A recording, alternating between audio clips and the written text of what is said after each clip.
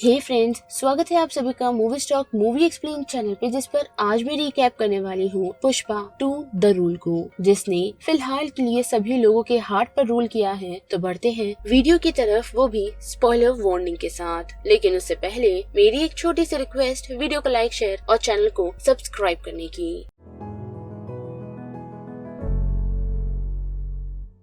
Well guys, बढ़ते हैं movie की तरफ, जिसकी शुरुआत हमें एक ड्रीम सीक्वेंस से दिखाई जाती है, जहां हम देख पाते हैं कि पुष्पा एक शिपिंग कंटेनर में 40 दिन गुजार कुछ जापानीज के पास आ पहुंचता है, जहां उसने जापानीज भी सीख रखी है और साथ ही उसके सपने में हमें काफी अमेजिंग फाइट देख सकते हैं। जी हाँ, फिल्म की शुरुआत ही हमें हाथापाई यानी कि फाइट से दिखाई गई है, वो भी पुष्पा के सपने में। जिसके बाद एक और ड्रीम सीक्वेंस, जो ड्रीम नहीं बल्कि पुष्पा की पास लाइफ के बारे में है, जहाँ बचपन में वो बच्चों के साथ खेलने के लिए उन्हें रिक्वेस्ट करता है, पर वो बच्चे उसे नहीं खिलाते, ये कहते हुए कि अगर उसे खेलना है तो पानी में पड़े हुए बॉल को वो निकाल कर ले आए। जिसे निकालने के लिए पुष्पा जाता तो है, लेकिन उस छोटे पुष्पा को स्विमिंग नहीं आती, जिस कारण वो डूब रहा होता है और उतनी ही देर में उसकी आँख खुल जाती है और अपने इन सपनों के बारे में अपनी वाइफ को वो बताता है। जिसके साथ साथ उस जापानीज वाले सपने के कारण पुष्पा राज का दिमाग अपनी चंदन की लकड़ियों को लेकर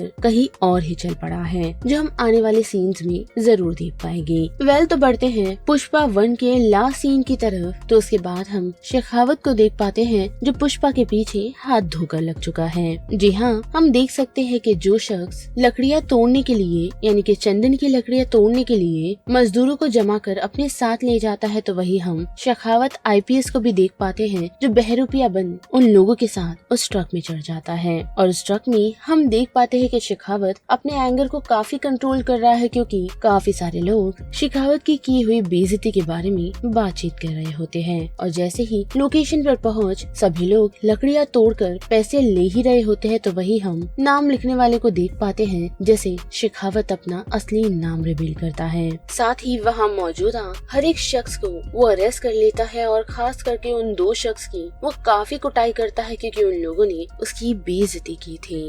उसकी बेइज्जती की बात की थी। जिसके बाद क्या, सभी लोग लॉकअप में आ पहुँचे हैं। जिस चीज का जश्न अब शेखावत मना रहा है, वो क्या है ना, शेखावत को काम कंप्लीट होने से पहले ही जश्न मनाने की आदत सी हो चुकी है। जिसके बाद क्या, पुलिस स्टेशन में जब शेखावत मौजूद नहीं होता, तो हम देख पाते हैं कि वहाँ पुष्पा राज की एंट्री होती है, जो वहाँ जाकर सिर्फ एक शख्स को बाहर निकालना चाहता है, जिसकी फिलहाल आज शादी है, पर वहाँ बैठा हुआ इंस्पेक्टर उसे इस चीज से मना कर देता है, जिस कारण पुष्पा वहाँ मौजूदा हर एक इंस्पेक्टर के खिलाफ उन सारी बातों को बताता है, जो गलत काम उन लोगों ने ऑन ड्यूटी रहकर किया था, जिनमें से कुछ तो पुष्पा के लिए ही काम कर चुके हैं। और ये बात सुन वहाँ मौजूदा एक इंस्पेक्टर उस शख्स को निकाल तो लेता है, लेकिन पुष्पा की नजर उस शख्स की बॉडी पे पड़ती है, जिस पे निशान है, जो देखकर उसे समझ आ जाता है कि शेखावत ने यहाँ मौजूदा हर एक वर्कर को काफी बेरहमी से मारा है। लेकिन वर्कर अभी भी पुष्पा का साथ देते हैं और उसे कहते हैं कि उसने भले ही उन लोगों को इतना क्यों न मारा हो, पर फिर भी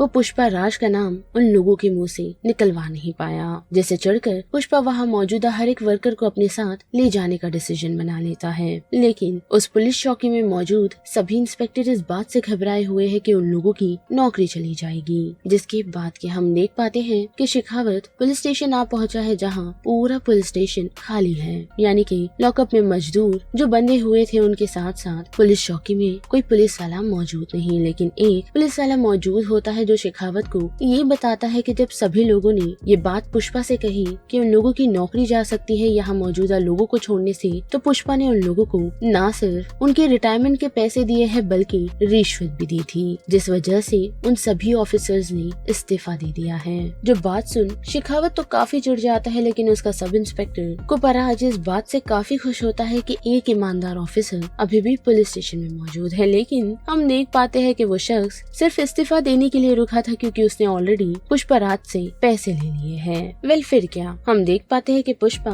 काफी रोमांटिकली अपना टाइम अपनी वाइफ श्रीवल्ली के साथ बिताता है। जो रोमांस का सीन किसी किसी को फिल्म में थोड़ा अनकंफर्टेबल फील करवा सकता है, लेकिन उसी के साथ साथ हम ये भी देख पाते हैं कि पुष्पा सीएम से मिलने के लिए जा रहा है और वहाँ जाकर श्रीवल्ली ने उसे सीएम के साथ फोटो निकालने के लिए कहा है ताकि वो उस फोटो को घर में टांग सके। और बीवी की इच्छा पुष्पा पूरी ना करे ऐसा हो ही नहीं सकता, जिस वजह से वो एमपी भूमि रेड्डी को लेकर सीधा सीएम से मिलने के लिए निकल पड़ता है ताकि भूमि रेड्डी अपनी मिनिस्ट्री के बारे में बात कर सके और साथ ही साथ शेखावत के ट्रांसफर की भी। पर पुष्पा उसे इस चीज के लिए मना कर देता है, लेकिन जैसे ही वो पुष्पा का इंट्रोडक्शन सीएम से करवाता है तो वो पुष्पा की काफी वाहवाही करता है कि उसने पार्टी को काफी फंड दिया है और साथ ही उसकी बातें यानी कि उसके बारे में उसने काफी लोगों से भी सुना है। लेकिन जब बात आती है फोटो निकालने की तो वो फोटो क्लिक करवाने से मना कर देता है, सिर्फ इसी डर से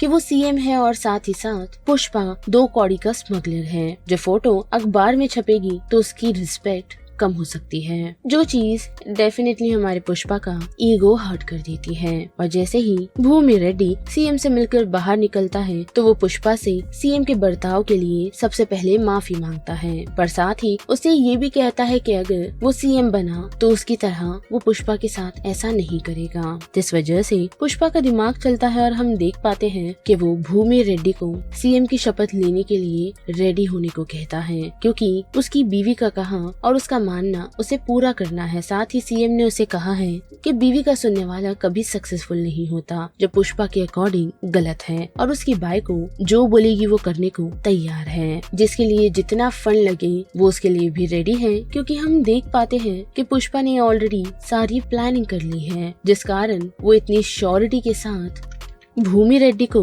सीएम के पद के लिए रेडी होने के लिए कहता है। और फिर क्या हम देख पाते हैं कि पुष्पा अपना दिमाग चलाते हुए सबसे पहले मालदीव निकल पड़ता है। जी हाँ, अगर आपको याद होगा तो स्टार्ट में ही मैंने कहा था कि जापानीज ड्रीम सीक्वेंस को पुष्पा ने काफी लाइटली नहीं लिया था, क्योंकि अब वो चंदन की स्मगलिंग डायरेक्ट इंटरनेशनल करने की सोच रहा है। अब वहाँ पहुँच वो एक डीलर से मिलता है जिसे पहले तो पुष्पा का अपीयरेंस पसंद नहीं आता और साथ ही पुष्पा की गाड़ी जो कि एक छोटा सा ट्रक है। और डीलिंग के दौरान हम देख पाते हैं कि वो शख्स पुष्पा से ये दावा करता है कि अगर वो सिर्फ 10 टन के लिए भी कहे ना तो कोई भी उसे देने को तैयार हो जाएगा, जो पुष्पा उसे करने के लिए ही कहता है। और हम देख भी पाते हैं कि जिन जिन लोगों को वो डीलर कॉल लगाता है वो सभी डीलर्स उसका फोन रखते ही पुष्पा को कॉल लगाते हैं और उससे उसी टन की डिमांड करते हैं जितना टन उस डीलर ने उनसे मांगा है, जिस कारण वो शख्स उससे इम्प्रेस हो जाता है। और हम देख पाते हैं कि पुष्पा को 2000 टन का ऑर्डर मिल चुका है, यानी कि सीएम बनाने के लिए उसे पैसे कहां से अरेंज करने हैं पुष्पा को काफी अच्छे से आइडिया है। पर साथ ही रिटर्निंग के वक्त हम देख पाते हैं कि पुष्पा को गाड़ी ले जाने का तो काफी ही शौक है, जो वो इस पार्ट में भी करता है, लेकिन इस बार उसने उस डीलर की चॉपर ही ले ली है, जो लेकर वो सीधा अपने कामों पर लग जाता है और सभी लोगों को कॉल कर माल की डिमांड करता है और कटवाई को बढ़ा देता है, जिस वजह से मार्केट में हल्ला हो जाता है कि पुष्पा इतना सारा माल किसको बेचने वाला है। पर पुष्पा तो पुष्पा है जो उन लोगों को इस बात की इन्फॉर्मेशन नहीं देता। और वही हम दक्षियानी को देख सकते हैं जो शेखावत को इन सारी चीजों की इन्फॉर्मेशन प्रोवाइड कर देती है, यही कहते हुए कि पुष्पा इतना सारा माल पता नहीं किसको बेचने वाला है, जिसके लिए उसने उसके एक आदमी को पकड़कर धमकाने के लिए कहा है ताकि सिंडिकेट के कुछ लोग डर जाएं और फिर से सिंडिकेट का कंट्रोल मंगल सीनू के हाथ में आ जाए। और हम देख पाते हैं कि शेखावत दक्षियानी के कहने पर उस शख्स का माल तो रोक लेता है, पर वो शख्स उसे डरता नहीं, जो चीज शेखावत को पसंद नहीं आती, जिस कारण वो उसे डराता नहीं बल्कि खत्म कर देता है। और उसकी मौत से सभी सिंडिकेट मेंबर्स हिल से जाते हैं। साथ ही भूमि रेड्डी को कुछ लोग ये भी कह देते हैं कि उसने पुष्पा को सिंडिकेट का हेड बनाकर गलत किया, जिस कारण भूमि रेड्डी इस बात को सोच कर ये डिसीजन बनाता है कि वो शेखावत से जाकर बात करेगा ताकि वो पुष्पा और शेखावत के बीच सुलह करवा सके। और हम देख भी पाते हैं कि वो शेखावत के पास पहुंच उसे बात करने की कोशिश करता है, लेकिन शेखावत सबसे पहले तो उसे ये कहता है कि जिस शख्स की मौत हुई है उसे शेखावत ने नहीं मारा, साथ ही वो इतनी आसानी से पुष्पा का पीछा छोड़ने वाला नहीं, जिस कारण भूमि रेड्डी उसे ये तक कह देता है कि अगर क्या हुआ कि उसने पुष्पा के सामने कपड़े उतार दिए, जिस वक्त उसके साथ मौजूद तो कोई नहीं था। जिस बात से चिढ़ शेखावत वहाँ मौजूदा सभी लोगों को ऑफिस के बाहर भेज देता है, भूमि रेड्डी को उसके कपड़े उतारने के लिए कहता है, लेकिन हम देख पाते हैं कि भूमि रेड्डी ऐसा नहीं करता।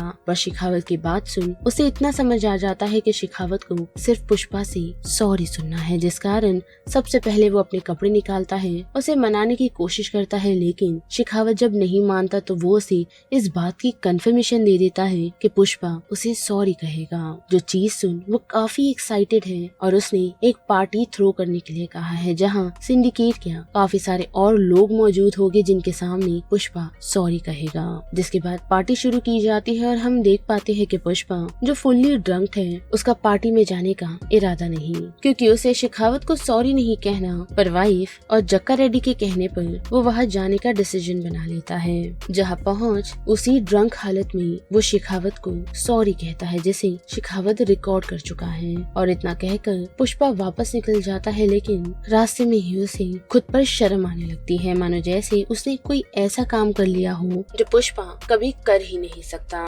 जिसके बाद क्या हम देख पाते हैं कि शेखावत जो फिर से पहले ही जश्न मना रहा है और सब कुछ सेटल करने की बात कर रहा है, तो वही पुष्पा गाड़ी से पहुंच उसे पूल में ढकेल देता है, जिस वजह से कुछ समय तक शेखावत को समझ नहीं आता कि उसके साथ हुआ क्या है। तो वही भूमि रेड्डी पहुंच पुष्पा से यही कहता है कि उसने फिर सब कुछ बिगाड़ दिया, लेकिन हम देख पाते हैं कि फिर से शेखावत और पुष्पा का सामना हो चुका है, जहां शेखावत ने उसे ललकारा है, यही कहते हुए कि वो पुष्पा को उसकी औकात दिखा कर रहेगा। पर पुष्पा भी कहाँ कम है, जो शेखावत को टाइमिंग, डेट और लोकेशन बताता है कि कब और कैसे वो 2000 टन के माल को यहाँ से निकालने वाला है। तो अगर दम है तो शेखावत उसे रोक के दिखा दे, और अगर उसने चंदन की लकड़ियों का एक भी टुकड़ा पकड़ लिया ना तो पुष्पा सिंडिकेट को छोड़ फिर से मजदूरी करने लग जाएगा। जिस चैलेंज को शेखावत एक्सेप्ट करता है और हम देख पाते हैं कि उस दिन उसने हर जगह नाकाबंदी कर दी है। जिस नाकाबंदी में हम देख पाते हैं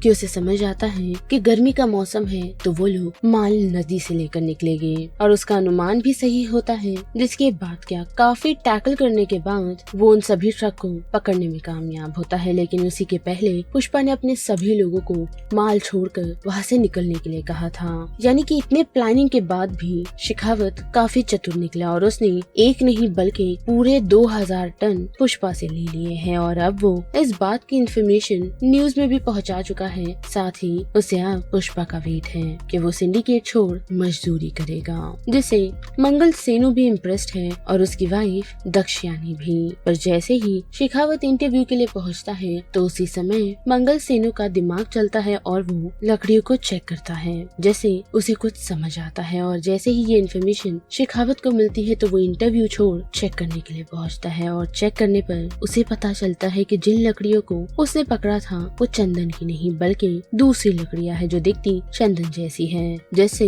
वो काफी चिढ़ चुका है और उसी दौरान हम पुष्पा को वहाँ पहुँचता हुआ देख सकते हैं, वो भी काफी सारी काउस के साथ। जैसे शेखावत को समझ आता है कि जिन बुलेट कार की मदद से उसने इन सभी ट्रक्स को रोका था वो कोई आम बुलेट कार नहीं थी। जी हाँ, पुष्पा ने अपना काफी दिमाग चलाया और उसने सभी चंदन की लकड़ियों को बुलेट कार में कन्वर्ट कर दिया, और बड़े ही आसानी से अब वो चेन्नई के बॉर्डर को भी पार कर चुका है। साथ ही हम वहाँ पर शेखावत और पुष्पा के बीच इशारों में बातचीत नोटिस कर पाते हैं, जिसे शेखावत और पुष्पा स्क्रीन पर काफी अच्छे से प्ले करते हैं। साथ ही उसकी इस बेवकूफी के लिए पुष्पा ने उसे फूल दिया है, वो भी उसे फूल कहते हुए। पर अभी भी शेखावत हार नहीं मानता और उसने मंगल श्रेणु और उसकी वाइफ के साथ मिलकर एक और प्लान बनाया है। पर पुष्पा इतनी आसानी से हार नहीं मानने वाला और उसने उसे ये तक कहा है कि वो उसका बाल भी उखाड़ नहीं पाएगा। जिसके बाद हम देख पाते हैं कि माता की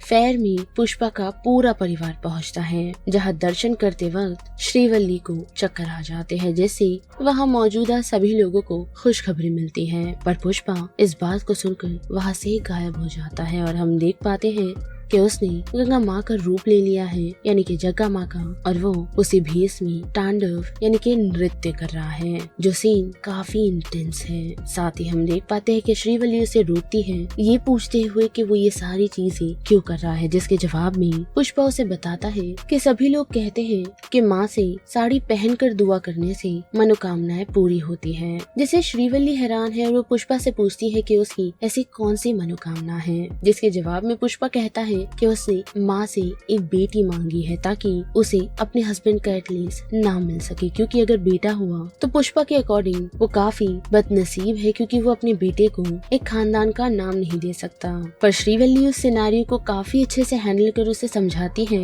कि जरूरी नहीं बच्चों को खानदान का नाम जरूरी हो। और उसी सीन पर हमें अंगारो सा सॉन्ग दिखाया गया है, जो दोनों ही साड़ी पहनकर उस डांस को कंप्लीट करते हैं और श्रीवल्ली अपने हस्बैंड को काफी प्रेज करते हुए यानी कि उसे मोटिवेट करते हुए इस जश्न को काफी अच्छे से सेलिब्रेट करते हैं। लेकिन उसी दौरान हम देख पाते हैं कि जतरा में आई हुई पुष्पा के बड़े भाई की बेटी को कुछ लोग छेड़ने लगते हैं और बदतमीजी भी करने लगते हैं, लेकिन पुष्पा ऐसा होने नहीं देता और हम देख पाते हैं कि उसी अटायर में पुष्पा काफी अमेजिंगली उन सभी को तबीयत कद होता है और साथ ही साथ हमें उस घुंघरू की आवाज भी सुनाई देती है जो पुष्पा ने अपने पैर में पहने हुए हैं। लेकिन ये सारी चीजें तब रुक जाती है जब उसका बड़ा भाई मोहन वहाँ पहुँचता है और उसके अकॉर्डिंग पुष्पा ने कोई बड़ा काम नहीं किया है, क्योंकि उसे काफी शर्म आ रही है कि उसकी बेटी को बचाने वाला और कोई नहीं पुष्पा है। जो सुनकर पुष्पा खामोश है और अपनी माँ के कहने पर वो उसे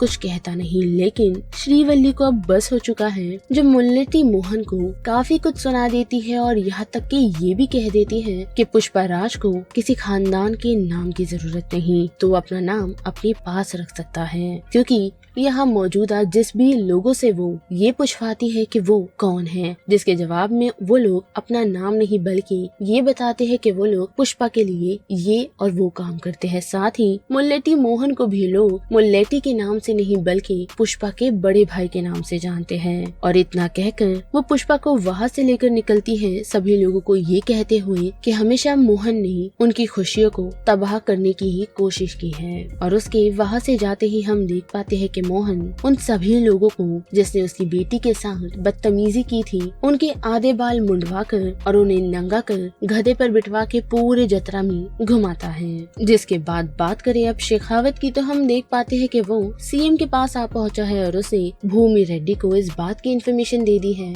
कि पुष्पा क्या करने वाला है, क्योंकि फिल्म के ही स्टार्ट में हमने देखा कि पुष्पा ने जो बात भूमि रेड्डी से कही थी सीएम बनने की, उसने उसे दिल्ली जाकर वीरा प्रताप से बात करने के लिए कहा था ताकि वो भूमि रेड्डी को सीएम बना दे। और हम देख भी पाते हैं कि पुष्पा उसे इम्प्रेस करने में कामयाब होता है, वो भी उसके भाई के पास काफी सारे पैसे लेकर पहुँच, जिस कारण वीरा प्रताप इस बात के लिए रेडी हो चुका है कि वो भूमि रेड्डी को सीएम बना देगा। और अभी ये सारी इन्फॉर्मेशन शेखावत और साथ ही साथ मंगल सेनु और उसकी बीवी दक्षा के साथ मिलकर सीएम तक पहुंचा दी है, जिस कारण उन लोगों को परमिट मिल जाता है कि वो लोग तमिलनाडु के डॉक पर जाकर तहकीकात कर सकते हैं और साथ ही छानबीन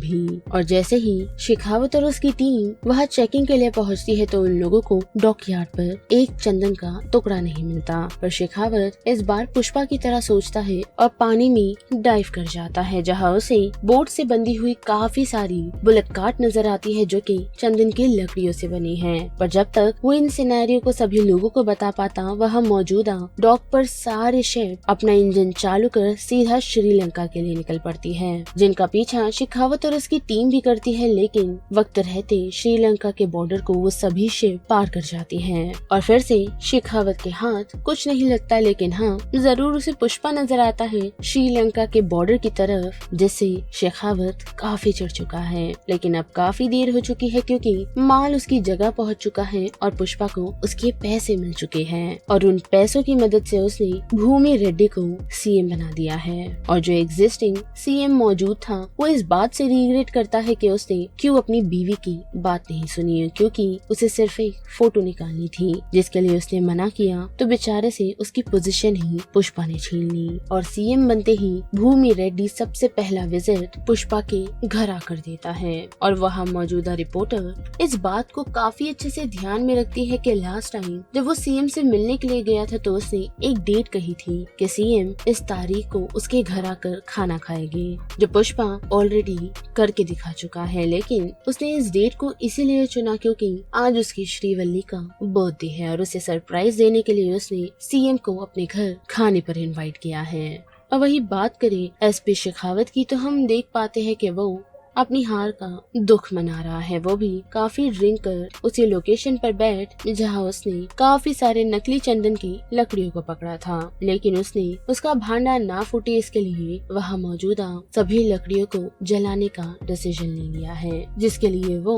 अपने साथ अपने सब इंस्पेक्टर कुप्पाराज को रुकने के लिए कहता है। लेकिन कुप्पाराज वक्त रहते वो वहाँ से निकल जाता है और उसके निकलते ही वो पूरा शहर जलकर तबाह हो जाता है। और अब जबकि सब कुछ खत्म हो चुका है तो हमें ऐसा लगता है कि ये फिल्म यहाँ खत्म हो जाएगी, लेकिन फिल्म में हमें एक और ट्विस्ट देखने मिलता है जो कि मोहन मुल्लेटी की बेटी के अपहरण से होता है, जिसके लिए मोहन की वाइफ और कहीं नहीं बल्कि पुष्पा के पास उसकी हेल्प के लिए पहुँचती है, इसी आस में कि पुष्पा उसकी हेल्प करेगा। और हम देख भी पाते हैं कि पुष्पा उन्हें निराश नहीं करता और सबसे पहले लाइव टेलीकास्ट में इस बात की इन्फॉर्मेशन देता है कि अगर उस बच्ची को कुछ हुआ तो जिस भी शख्स ने उसे हाथ लगाया हो या अपहरण किया हो वो शख्स को नहीं छोड़ेगा, जिसके लिए उसने उन लोगों को 1 घंटे का वक्त दिया है कि वो लोग उस बच्ची को उसी जगह पर पहुंचा दे जहां से उन लोगों ने उसका किडनैप किया था, तो उन लोगों की बेहतरी होगी। लेकिन वहीं दूसरी तरफ हम देख पाते हैं कि भूमि रेड्डी की मुलाकात वीरा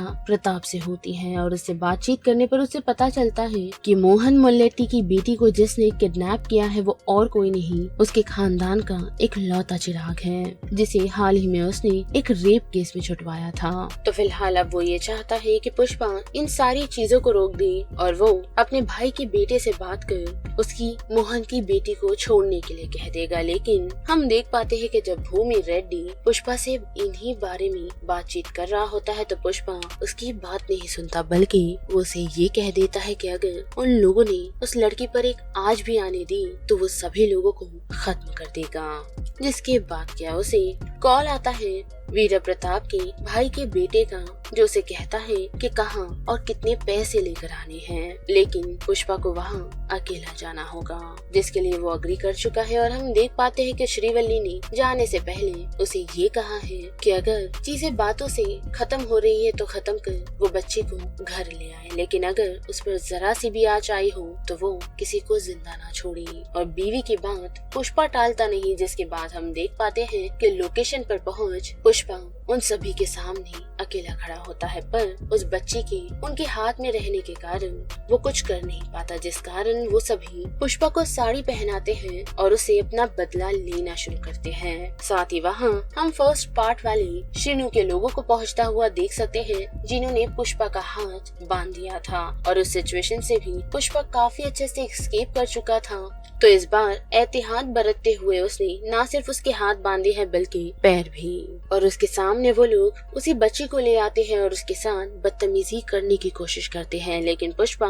जिसके हाथ और पैर दोनों बंधे हैं वो फिर भी नहीं रुकता और अपने दांतों की मदद से उन सभी पर हमला करना शुरू करता है, जिससे सभी लोग घबरा से जाते हैं। और ऐसे ही हाथ और पैर बंधे हुए वो उन लोगों का सामना करता है, जहाँ धीरे धीरे वो अपने पैर और फिर हाथों को खोलता है। जो फाइट सीक्वेंस स्लो मोशन में है पर काफी ही पीक लेवल का है, क्योंकि आपने एक्सपेक्ट ही नहीं किया होगा कि कोई इस तरह भी फाइट कर सकता है। जिसके बाद के हम देख पाते हैं कि उसके हाथ लग चुका है वीरा प्रताप का बेटा, लेकिन भूमि रेड्डी ने अपना कॉल केशवा को लगाया है ताकि वक्त रहते वो पुष्पा को रोक ले और प्रताप सिंह के साथ चल रही डील को वो खराब ना करे। और हम देख पाते हैं कि केशवा पुष्पा को रोक तो देता है, लेकिन नोटिस कर पाता है कि पुष्पा पलक झपकते ही उसका खात्मा कर चुका है। जिसके बाद हम देख पाते हैं कि वीरा अपने भाई के बेटे का अंतिम संस्कार कर रहा है और साथ ही अपने भाई का भी, क्योंकि जिस वक्त पुष्पा ने उसके भाई के बेटे को मारा था तो उसका भाई उस लड़की के साथ बदतमीजी करने की कोशिश कर रहा था, जिस कारण पुष्पा ने उसका भी खात्मा कर दिया। अब वही दूसरी तरफ हम देख पाते हैं कि पुष्पा के घर मोहन मुल्लेटी पहुंचा है, वो भी उसकी माँ से माफी मांगते हुए, जिससे मिलने के लिए पुष्पा तो आया नहीं, लेकिन मोहन मुल्लेटी ने पुष्पा और उसकी माँ को उसके बाप का नाम वापस दे दिया है। साथ ही उस बच्ची की शादी है जिसका इनविटेशन उसने सबसे पहले पुष्पा और उसकी माँ को दिया है, जिससे पुष्पा काफी ही खुश है और श्रीवल्ली भी, क्योंकि शादी के कार्ड पर पुष्पा का पूरा नाम लिखा है, वो भी खानदान के साथ, जिसमें उसकी माँ को भी इंक्लूड किया गया है। जिसके बाद के हम देख पाते हैं कि पुष्पराज अपने फैमिली से रीयूनाइट होता है और सभी लोग उसकी शादी में एंजॉय कर रहे होते हैं। लेकिन वीरा प्रताप जो इस बात से काफी नाराज है कि उसने उसके भाई और उसके भाई के बेटे को खत्म कर दिया, तो वो बदला लेने की आग में अब झुलस रहा है, जिस वजह से दक्षा, श्रीनु, जॉली रेड्डी सभी लोग उसे ज्वाइन कर चुके हैं। पर उन लोगों को किसी का इंतजार है जो आया तो नहीं, लेकिन उसने उन लोगों को एक गुलदस्ता भेजा है और साथ ही वो शख्स दूर से खड़ा होकर एक ब्लास्ट का वेट कर रहा है जो उसने मुल्लेटी परिवार की शादी में लगाया है। और हम उस ब्लास्ट को देख पाते हैं, लेकिन यहीं पर ये फिल्म खत्म हो जाती है। यानी कि हमें इस फिल्म ने एक क्लिफ हैंगर पर छोड़ दिया है, वो भी इस इन्फॉर्मेशन के साथ कि पुष्पा 3 द रैम्पेज आएगी। तो बस इस वीडियो में इतना ही। जिस बारे में आप सभी की क्या राय बनती है उसे लेकर आप मुझे कमेंट सेक्शन में बता सकते हो। साथ ही वीडियो पसंद आई तो वीडियो को लाइक, शेयर और चैनल को सब्सक्राइब करना मत भूलिएगा। बाकी मैं मिलूंगी आपसे फिर किसी मूवीज या सीरीज के रिकैप के साथ। तब तक के लिए आप movie stock movie explain channel के बाकी वीडियोस को एंजॉय कीजिए। Till then bye.